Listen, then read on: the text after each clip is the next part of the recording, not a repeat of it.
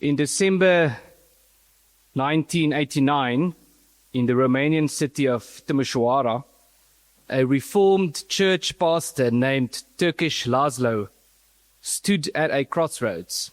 For months, he had been harassed by the communist regime of Nicolae Ceausescu, not for any crime, but for speaking truth, condemning oppression, preaching the gospel, defending the faith, and calling on people to stand for freedom.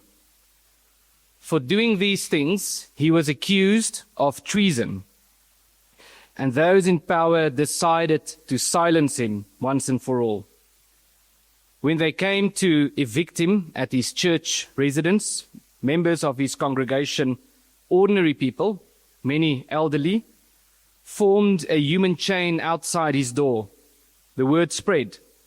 Romanians and Hungarians alike joined the vigil, armed not with weapons, but with courage. As the crowd grew, government officials demanded that Turkish calm them down. He was warned, disperse the protest or violence would follow. So he walked to the window, looked out at the people gathered to defend him, and instead of urging them to leave, he encouraged them to stand firm, to remain peacefully but defiantly on the side of freedom. That single moment, a pastor at the window speaking calmly to a crowd, became the spark of a revolution. The crowd was able to protect him, and within hours, protests spread.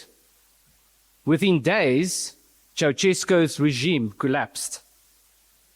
The world as they knew it has changed, even though it would have been impossible to predict this just several months before.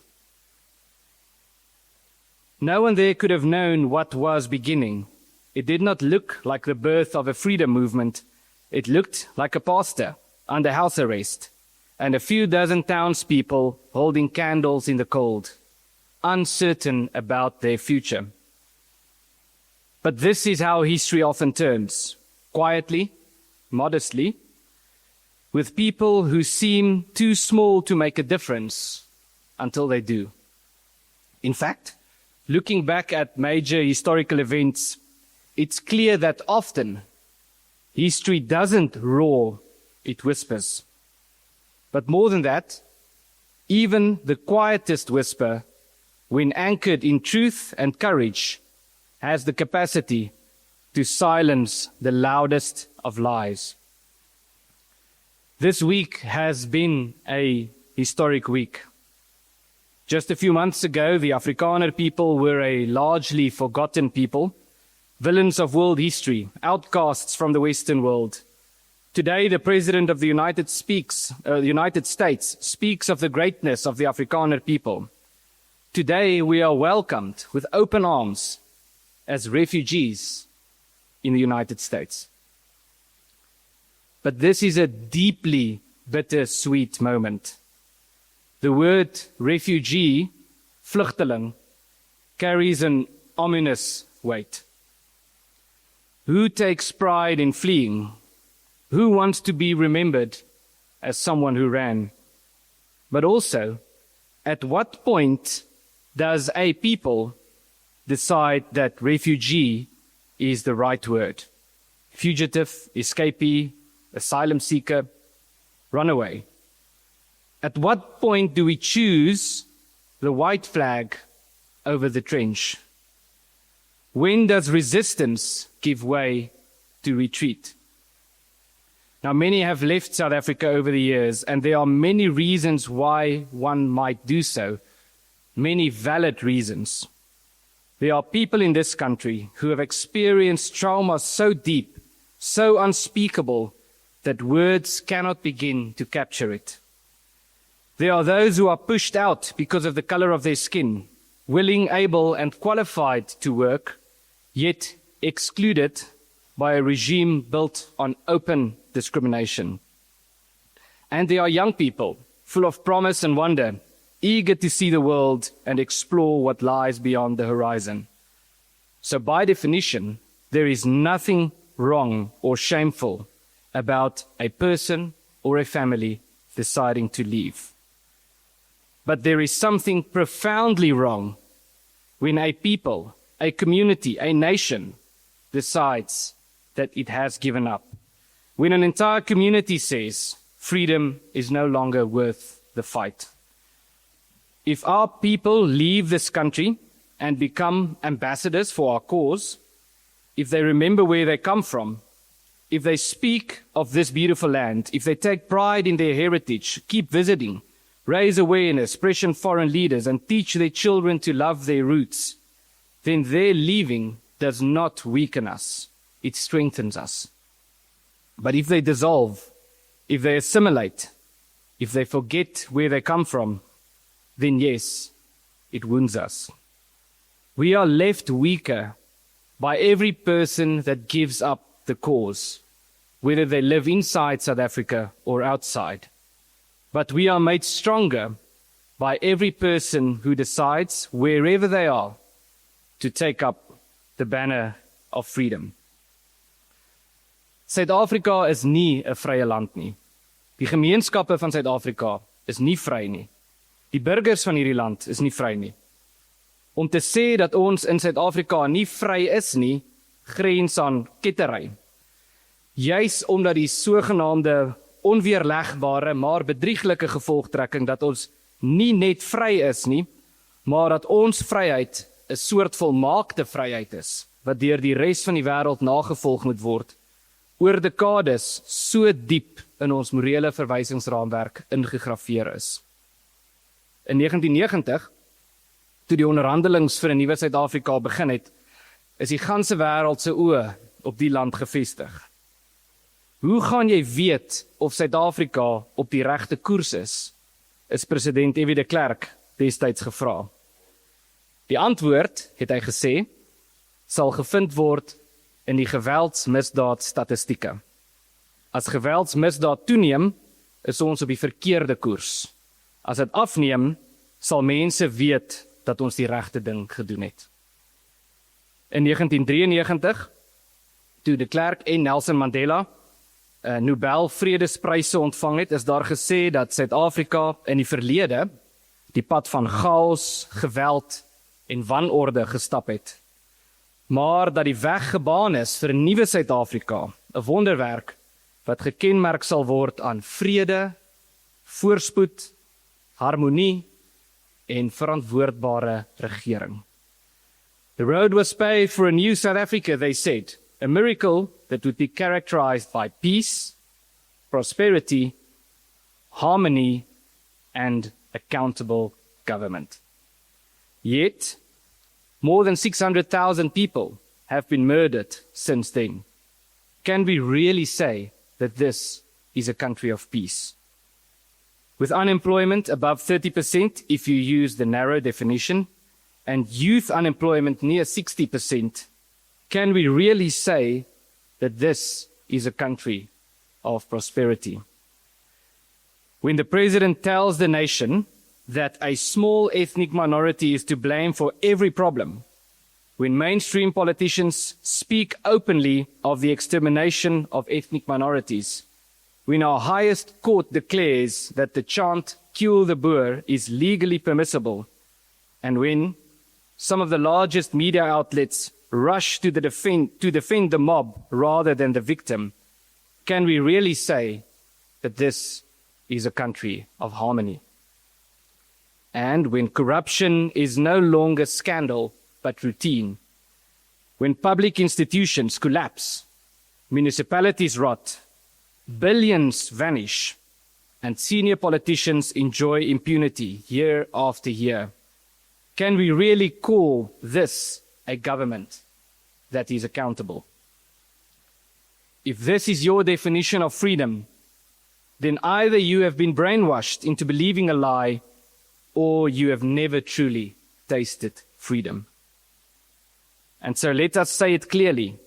We are not free. Ons is nie vry nie. We must speak about freedom. Ons moet praat oor vryheid. In 1951, the renowned historian Arnold Toynbee was asked to comment on the Afrikaner people and the situation in South Africa. These were his words. He said, "My personal feeling is that the Afrikaner nation is faced with an extremely difficult and at the same time extremely important spiritual task. A task that it will have to undertake without having the option to refuse. It seems to me that in South Africa, you are already dealing with a situation that the rest of the world will soon share. Due to the abolition of distance brought about by the advance of Western technology, there will never again be a place in the world where different factions of mankind can withdraw into isolation from one another. Now, in South Africa, the misfortune of history has already placed the native, the colored, and the white people of the country early into this difficult situation. History, or God, has given you the honorable task of being the spiritual pioneers in attempting to find a solution to a spiritual problem which the rest of the human race will soon also face." Toynbee's words are more relevant today than ever before. We have said for some time now that the rest of the world, and especially the Western world, should not view South Africa as a place that is lagging behind, but rather as a place that is ahead of the curve. South Africa is ahead because we are already grappling with the very problems that the rest of the world is only beginning to face. But more importantly, South Africa is ahead because the task of finding solutions to these problems rests on our shoulders. And those solutions may well prove valuable to the rest of the world. In this search, we are not in the rear guard. We are the pioneers. That is why, as a community, as a collective, we do not have the option of retreat. Because to fail South Africa would be to fail the world. And to find a solution for South Africa is to discover a solution that might be of immense value to the rest of the world. Those of us who are Westerners are part of the last Western outpost on the African continent. We are standing on the civilizational frontier, and as a Christian and as a Calvinist, like Turkish Laszlo, I believe that we are not here by accident. I believe that we have been called to be here, a responsibility that has been placed upon us, and one that we dare not refuse. Because we are the champions of freedom. We are the ones who love this country, the land, the peoples, and the communities deeply. We want to see the good and the beautiful preserved and evil extinguished. We love this country and we love this continent, and we want everyone who lives here to thrive, not just for our own sake, but for the sake of all communities who share this land in mutual respect and in cooperation. And as a result of this love, we need to recognize a fundamental truth, that love of country is not the same as love for the government.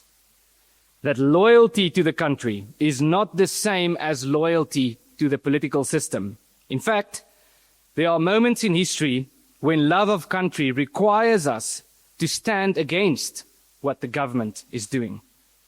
When patriotism demands civil disobedience, when true loyalty demands that we speak out, that we call for reform. We are on the side of South Africa, the land and its peoples, and that is precisely why we must take a stance against what is happening in this country. That is why we must fight destructive policies and ideas. That is why we must garner support for what we are doing at home and abroad. That is why those who live inside the country and those who live outside the country must rise to the occasion. And that is why we must now say the quiet part out loud. The political system of 1994 has failed. The Constitution, however noble it might appear on the surface, has, as Professor Koos Malan has pointed out, become a silent spectator to its own irrelevance. Ons is aan die kant van die bewaarders, die behouders, die kritiese denkers in die ware sin van die woord, die wat die goeie en die skone in die verlede sien en dit waardeer, en wat daarop wil bou aan 'n beter toekoms. Ons is aan die kant van dankbaarheid, van beskawing, van gemeenskappe, van vryheid. En ons stryd is nie altyd teen vlees en bloed nie. Ons stryd is teen vernietiging, teen afguns, teen 'n diep gewortelde haat vir alles wat oud is, en die blinde geloof in 'n utopiese toekoms wat kwansy's wortel sal skiet in die ashoop wanneer alles uiteindelik afgebreek is. Teen utopiese ideologieë, teen ondankbaarheid, teen korrupsie, teen die onderdrukkers van vryheid. Daarom sê ek weer, praat oor vryheid. Talk about freedom. Maar ons staan nie alleen voor hierdie berg nie. Ons vriende in die res van die wêreld word ook met hierdie soort krisisse gekonfronteer. Elke situasie en elke krisis is uniek, maar die onderliggende stryd is dieselfde. And this is why Lex Libertas was formed. On the 7th of March, 2025, we announced this initiative in a preliminary form under the name the Pioneer Initiative. Today, that initiative becomes Lex Libertas, and that is the name by which we shall henceforth be known. In these past months, we have received thousands upon thousands of messages of support from within South Africa and abroad. Our contributors, who are here tonight, have been phenomenal. Within just one day after our first contributors meeting, where I explained that we needed to choose a name, we had already received more than 50 name suggestions. Many of them were excellent. Eventually, we were able to narrow it down to a short list of 200 names. But the support didn't stop there. I personally received and responded to thousands of emails from people saying, I don't just want to contribute, I want to be involved.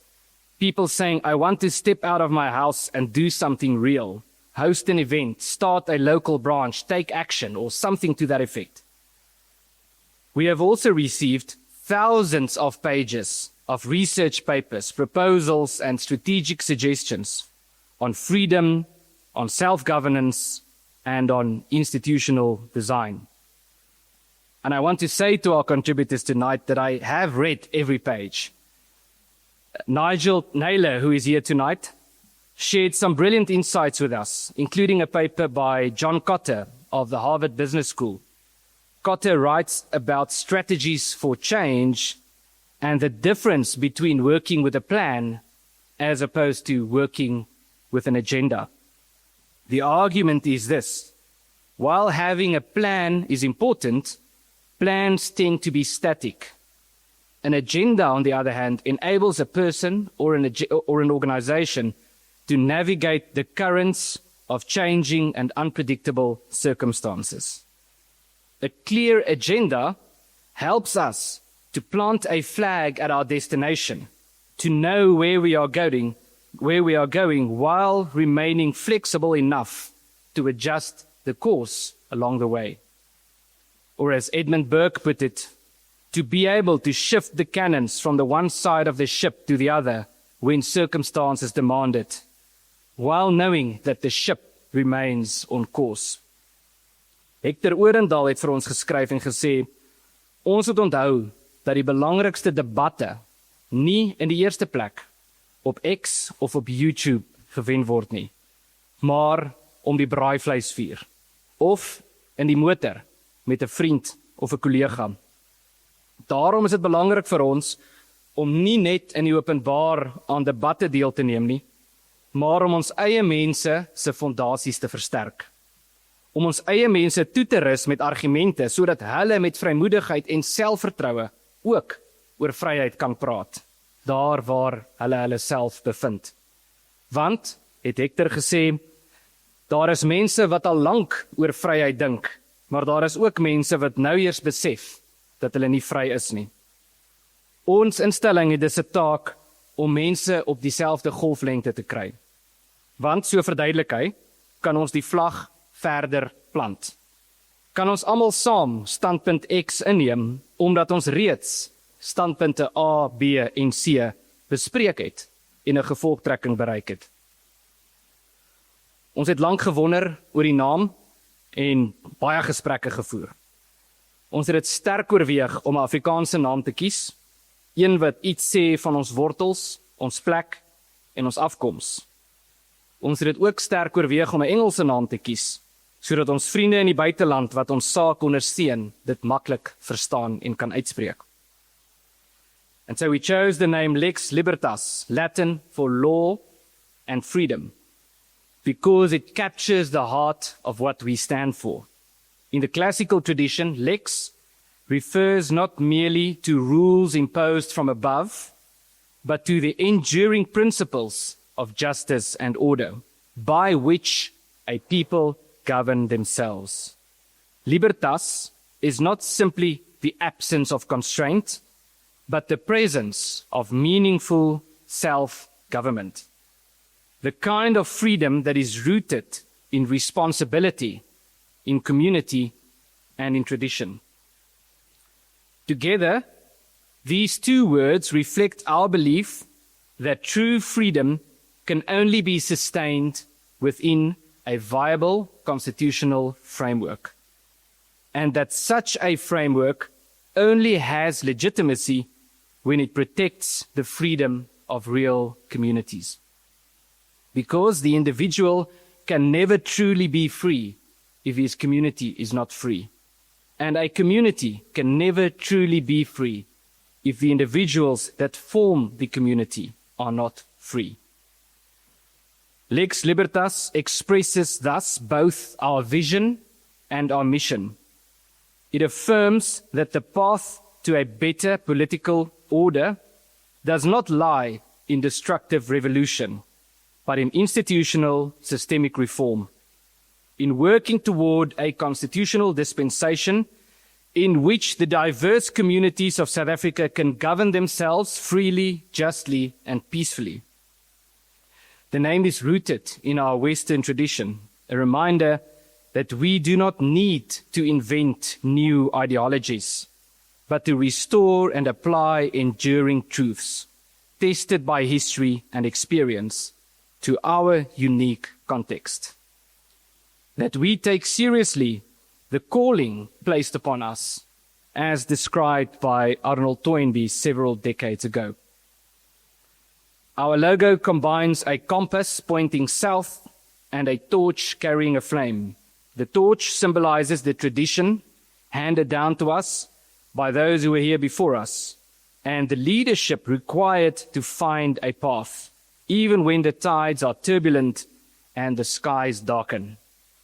The flame represents our pursuit of freedom, our mission to bring light into darkness, to shine the light of liberty on a path that can lead to a more sustainable future. The compass symbolizes our steadfastness and our commitment to our destination. And through the torch that brings light, the compass points south, because we seek to achieve these things here on the southern tip of the African continent. Ons waardes is ons vesting. Ons optrede moet waarde gerig wees, want slegs deur 'n duidelik gedefinieerde waardestelsel kan die saad wat ons vandag saai in die goeie grond val. Kan ons vesting uiteindelik, soos die van die Bybelse wyse man, op die rots bou. In die eerste plek op veritas, waarheid. Die erkenning van waarheid die soeke daarna en die bou van oplossings wat op feite en nie op fiksie gegrond is nie. Op Excelsior, uitnemendheid, 'n visie wat vorentoe kyk met 'n strewe na volmaaktheid, terwyl ons voortdurend terugkyk met die wete dat alles wat ons doen verbeter kan word. Ons leef en werk met die ingesteldheid dat ons onsself altyd kan verskerp en verbeter. Op societas of gemeenskap of samelewing, die besef dat mense van nature hulle self in gemeenskappe organiseer, dat die hedendaagse oorlog teen gemeenskappe 'n ideologiese dwaling is, en dat enige poging om gemeenskapsdinamika te ontken of te onderdruk gedoem is om te misluk. Op traditio, tradisie, die besef dat ons deur tradisie gevorm word, dat tradisie 'n stel oplossings is ten opsigte waarvan ons reeds die probleme vergeet het. Dat ons geskiedenis nie 'n las is nie, maar 'n skatkis van wysheid, en dat ons uit die verlede kan put sonder om na die verlede terug te keer. Op integriteit, die wete dat integriteit die hoeksteen van leierskap is, dat ons ja is en ons nee, dat ons doen wat ons sê en sê wat ons doen, en dat ons dade aan 'n waardestelsel en 'n doelwit verbind is. Op natura, natuurlikheid, die besef dat die stryd van ons tyd 'n stryd tussen die natuurlike en die kunsmatige is, dat natuurlike identiteite en natuurlike oplossings nie deur konstruksies of kunsmatige oplossings oorheers kan word nie, en dat die pad na vrede en voorspoed deur die natuurlike loop, nie deur ideologiese eksperimentering nie. En dan op gratia, op dankbaarheid, met erkenning dat alles wat ons is en alles wat ons doen net genade is. Dat die wêreld, die natuur, die mensdom, ons tradisies, tale, talente, vermoëns, dat dit alles geskenke is. En dat ons hierdie geskenke eer deur die skat wat ons van ons voorouers ontvang het, veilig deur die skare te dra. So Cicero van ouds kan ons vandag verklaar dat ons dankbaar is vir al die dinge wat ons van ons gemeenskap ontvang, maar ook dat ons dankbaar is vir al die dinge wat ons vir ons gemeenskap kan doen. Tog funksioneer ons nie alleen nie. Ons is deel van 'n ekosisteem, 'n netwerk van dosyne van organisasies en instellings wat elk op hul onderskeie terreine reeds uitstekende werk doen. En op 'n aand soos vanaand kan ons nie voortgaan sonder om hierdie organisasies of ten minste enkele van hulle te vermeld nie. Daar is die solidariteitbeweging met organisasies soos Solidariteit, AfriForum, die Solidariteit Helpende Hand, die FHK en Akademia, om maar net 'n paar te noem, wat elkeen reeds merkwaardige bydraes lewer en wat verseker nog meer steun verdien. Daar is organisasies soos Sakeliga, die Vrye Mark Stichting, die IRR en verskeie digitale platforms wat op kreatiewe maniere deure oopbreek en wie se werk ons moet onderskryf en versterk. Ons wil nie hierdie werk dupliseer nie. Ons wil nie daarmee kompeteer nie. Ons gaan dit aanvul. And even though there is much to worry about here in South Africa, there is something exciting about the times that we live in. There is a saying that good times create weak men, that weak men create bad times, that bad times create strong men, and that strong men create good times. If this is true, then for a start it's safe to say that we do not live in good times, and thus that it is not our destiny to create bad times. Instead, we are called upon to be strong men and women, to overcome the crises of our time and to create a better future for our descendants. Even though there is much to worry about in South Africa, there is also something deeply exciting. It is our calling to be strong, to overcome these crises and to build a better future. We are but rafts on the rivers of history, and these waters have not been calm. But we are not powerless, since we have the ability to steer within the waters we find ourselves. And it does seem that we are now entering the rapids. The turbulence that many of us foresaw, we knew that this was coming, and now it is our task to navigate these waters. How we respond today will plant the seeds by which we will one day be judged by our children and their children. We cannot predict the future, and therefore we should not attempt to draft a plan that is static, rigid, or fragile. But this much we do know. We need to think creatively about solutions, do research and exchange ideas. But we also know that thinking alone is not enough.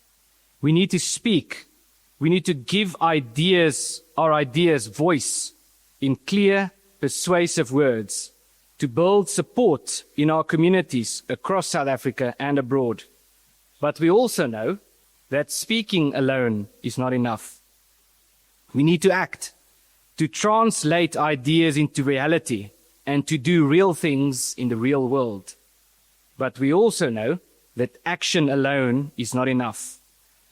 And so when people say that we should stop thinking and start talking, or that we should stop talking and start doing, or stop doing and start thinking, it only conveys that the expectation is based on a misapprehension. We should not stop thinking. We should not stop speaking. And we should not stop doing. These three elements do not form a linear process, but a continuous reinforcing cycle. A cycle that forms the mission statement of Lex Libertas. I am committed, and I am going all in. And our team is committed, and our team is going all in. Our contributors are committed. They have already stepped outside of their comfort zones. They are already thinking, speaking, and doing. And soon we will begin channeling this support into more practical ways for people to get more actively involved, for those who want to do more than contribute, to build, to organize, and to lead. We are still small. This is, after all, our launch, but we are already growing. And I'm convinced that we will continue to grow because our goal is clear and our pursuit is noble. So to those still sitting on the pavilion, especially our young people, those who are eager to join the field, I invite you, join us, become part of the solution. Help us change this country for the better. Help us build a beacon of hope with our torch in hand and guided by our compass through our thoughts, our words, and our actions. We shall shine a light, and if we succeed, we hope to change the course of history in this country and to inspire the world. With that, thank you very much. Thank you for being here, and thank you for your support.